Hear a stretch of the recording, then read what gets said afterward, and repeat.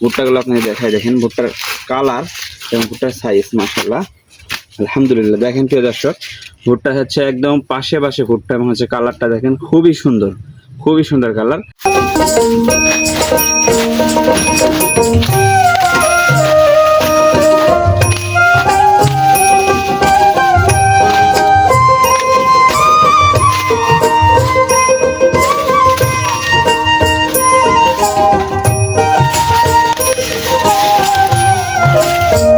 দর্শক আমি দেখতে পাচ্ছেন এখন হচ্ছে ভুট্টা হারভেস্টিং করতেছি।